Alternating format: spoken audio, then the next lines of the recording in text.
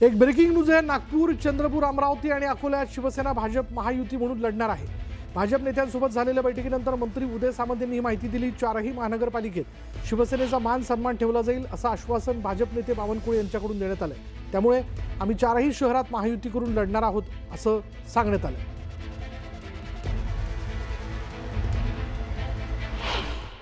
चारही महानगरपालिकेमध्ये अतिशय युतीच्या बाबतीमध्ये सकारात्मक चर्चा झाली।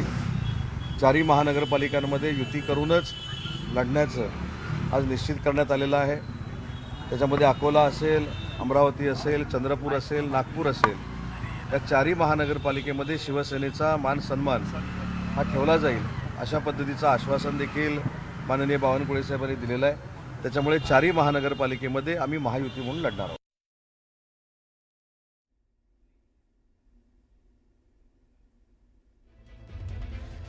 आणि आणखीन एक ब्रेकिंग न्यूज। नवी मुंबईत युतीची चर्चा फिसकटली आहे। दोन्ही पक्षांनी स्वबळावर निवडणूक लढवण्याच्या इच्छुकांना संकेत दिलेत असं सूत्रांकडून आपल्याला कळते। जागा वाटपावरून भाजप शिवसेनेत मतभेद झालेत।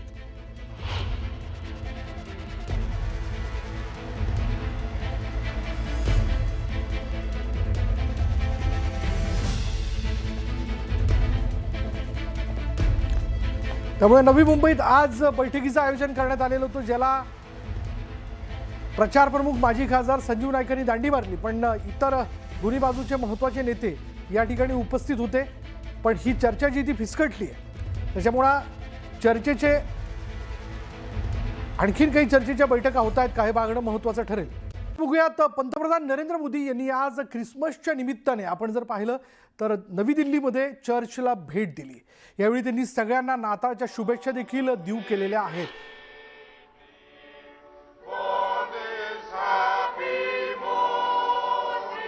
यावेळी पंतप्रधान नरेंद्र मोदींनी चर्चचे फादर त्यांची भेट घेतली। एक शांती संदेश जो आहे तो यावेळी चर्चच्या फादरकडून देण्यात आला आणि या प्रार्थनेत देशाचे पंतप्रधान नरेंद्र मोदी ही सहभागी झाले होते।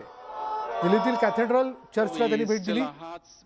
नरेंद्र मोदी यांनी यावेळी चर्चमध्ये प्रार्थना केली आणि दिल्लीतील कॅथेड्रल चर्च सर्वात जुन्या चर्चपैकी एक असून दिल्लीतील सर्वात मोठा चर्च देखील आहे आणि ख्रिसमसची भावना आपल्या समाजात सुसंवाद आणि बंधुता आणेल असंही नरेंद्र मोदींनी सांगितलं। This morning we pray particularly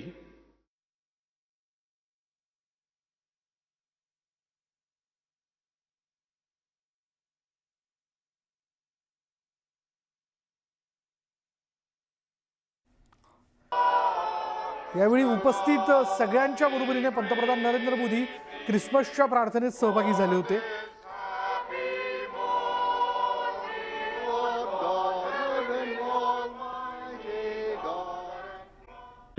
धार्मिक, आध्यात्मिक सगळे पैलू या शहरामध्ये आहेत आणि आता तर कुंभमेळा आपल्या समोर या ठिकाणी आहे आणि हा कुंभमेळा आपल्याला अतिशय सूक्ष्म त्याचं निरीक्षण करून अतिशय चांगल्या पद्धतीने हा पार पाडायचा आहे। सुंदर कुंभ करायचा आहे, सुरक्षित कुंभ आपल्याला करायचा आहे, स्वच्छ कुंभ आपल्याला करायचा आहे आणि आम्ही सगळेजण जर एकत्रित झालो तर मला वाटतं की गेल्या वेळी सुद्धा खूप कौतुक आपल्या कुंभाचं झालं होतं, जगभर झालं होतं। आम्हाला 5 दिवस बोस्टनला त्या ठिकाणी कसा कुंभ केला, क्राऊड मॅनेजमेंट कसं केलं, त्यासाठी आम्हाला त्या ठिकाणी बोलवलं होतं मोठ्या युनिव्हर्सिटीमध्ये आणि यावेळेला सुद्धा त्यापेक्षा अधिक चांगला, कारण गर्दी 4 पट अधिक राहणार आहे, तो कुंभमेळा आम्हाला करायचा आहे। त्यासाठी आपण सगळे एकत्र झालो, सगळे पक्ष सगळ्यांनी एकत्र येऊन काम केलं तर मला वाटतं हे निश्चित यश आपल्याला त्यामध्ये मिळणार आहे आणि म्हणून मला आज आनंद होतोय की आपण सर्वांनी पक्षामध्ये या ठिकाणी प्रवेश केलेला आहे।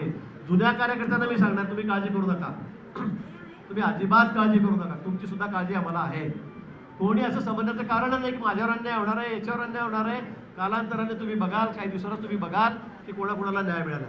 जे इतके वर्ष काम करतायत, आम्ही पण जुने आहोत, आम्हाला 40-45 वर्ष झाले, मला 35 वर्ष मी निवडून येतोय विधानसभेमध्ये, नगराध्यक्ष होतो आधी 5 वर्ष, मी कॉलेज सोडल्यापासून 22-23 वर्ष निवडून येतोय।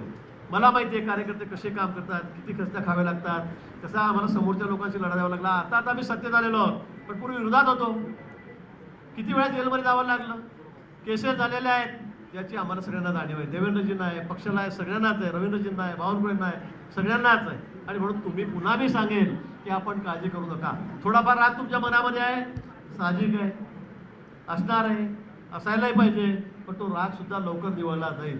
तुमच्यावर कुठेही अन्याय होणार नाही याची ग्वाही मी पुन्हा तुम्हाला या ठिकाणी देतो. कुणावर अन्याय होणार नाही. आणि म्हणून या ठिकाणी आपण सर्वांनी जुने नवे एकत्रित येऊन, आता आपण बघितलं असेल मागच्या वेळेला सुनील भाऊ परत आपल्याकडे आले, बडगुजर साहेब तर किती वर्षापासून आपल्या विरोधात होते, ते सुद्धा आपल्याकडे या ठिकाणी आले. आपण सगळे एकत्रितपणे काम करतो. कुणालाही असं वाटत नाही की मी जुना आहे का, हा नवा आहे का, हा नवा आहे का, मी जुना आहे. आपण सगळे एकत्रित मिळून, हा आपला पक्ष नसून हा आपला परिवार आहे, या परिवारामध्ये आपण परिवार म्हणूनच या ठिकाणी राहायचं आहे आणि काम करायचं आहे. पुन्हा पक्ष कसा वाढेल, नाशिकमध्ये आपण आपले अधिकाधिक नगरसेवक कसे निवडून आणू, या नाशिक शहरासाठी चांगल्यात चांगलं काम आपण या ठिकाणी कसं करू, हा कुंभ आपण चांगला कसा करू, यासाठी आपल्याला सर्वांना प्रयत्न करायचे आहेत. त्यासाठी पुन्हा मी आलेल्या या सर्व नेत्यांचं, जे विरोधी वेगवेगळ्या पक्षामध्ये होते, त्यांचं सगळ्यांचं या ठिकाणी हार्दिक स्वागत करतो. आपण या ठिकाणी आलात पक्षांमध्ये आमच्या, त्याबद्दल सर्व मी आपले आभारही व्यक्त करतो.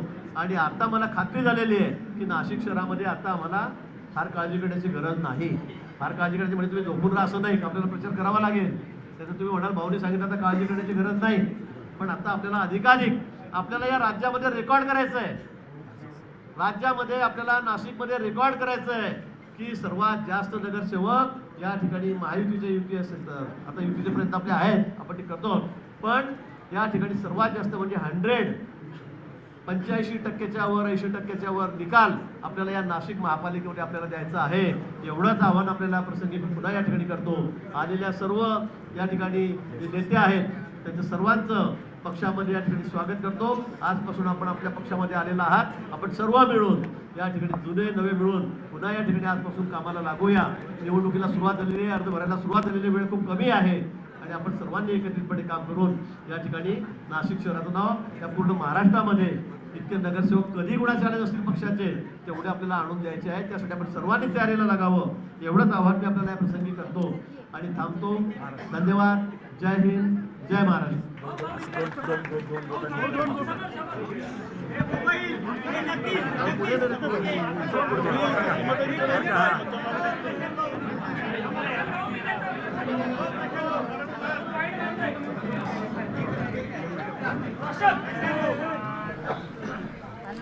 तर स्थानिक भाजप कार्यकर्त्यांचा विरोध डावलून भाजपमध्ये पक्षप्रवेश देण्यात आलेला आहे. स्थानिक भाजपचे कार्यकर्ते जे सकाळपासून या सगळ्या पक्षप्रवेशाला विरोध करत होते, त्या संदर्भात आंदोलन करत होते, त्या सगळ्यांचा विरोध डावलून जे चित्र आपण स्क्रीनवर बघतोय हे नाशिकमधून समोर येत आहे. नाशिकच्या भाजपमध्ये 2 माजी महापौरांना, त्याचबरोबर विरोधी पक्षातल्या नेत्यांना भाजपमध्ये प्रवेश देण्यात आलेला आहे.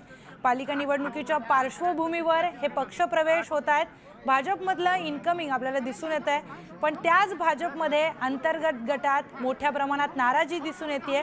जे स्थानिक कार्यकर्ते आहेत, जे भाजपचे जुने कार्यकर्ते आहेत, जे भाजपचे निष्ठावान कार्यकर्ते आहेत, ते सगळे कार्यकर्ते नाराज झाल्याचं चित्र सकाळपासून आपण बघतोय आणि त्याच नाराजीमध्ये त्यांचा विरोध डावलून हे पक्षप्रवेश नाशिकमध्ये पार पडलेले आहेत. याचा कितपत परिणाम आता पालिका निवडणुकीच्या पार्श्वभूमीवर भाजपला पडेल हे पाहणं महत्त्वाचं ठरणार आहे. पण जे कार्यकर्ते भाजपचे जुने आहेत त्यांना या सगळ्या पक्षप्रवेशाला त्यांचा विरोध होता. त्याचबरोबर ज्या आमदार आहेत भाजपच्या, देवयानी फरांदे यांनी सुद्धा सोशल मीडियाच्या माध्यमातून या सगळ्या पक्षप्रवेशाला विरोध दर्शवलेला होता. त्यांनी आपली नाराजी ही स्पष्टपणे बोलून दाखवलेली होती. निवडणूक प्रमुख त्यांना बनवण्यात आलेला असताना देखील त्यांची परवानगी या पक्षप्रवेशाला घेण्यात आली नाही असं देखील त्यांच्याकडून सांगण्यात आलं. त्यांची परवानगी न घेता हे पक्षप्रवेश पार पडलेले आहेत. त्यामुळे आता मोठ्या प्रमाणात भाजपच्या अंतर्गत गटामध्ये नाराजी असल्याचं चित्र दिसून येत आहे. पक्षप्रवेशाचे काही दृश्य आपण बघतोय. मंत्री गिरीश महाजन यांच्या प्रमुख उपस्थितीमध्ये नाशिकमध्ये हे सगळे पक्षप्रवेश पार पडलेले आहेत. पालिका निवडणुकीसाठी खरं तर काल जी काही युती झाली मनसे आणि शिवसेना उभाटा पक्षाची, त्या युतीच्या आनंदामध्ये नाशिकचे माजी महापौर विनायक पांडे आणि माजी महापौर यतीन वाघ हे दोघे देखील त्या आनंद उत्सवामध्ये सहभागी होते आणि तेच दोघे आज भाजपमध्ये त्यांचा पक्षप्रवेश झालेला आहे. या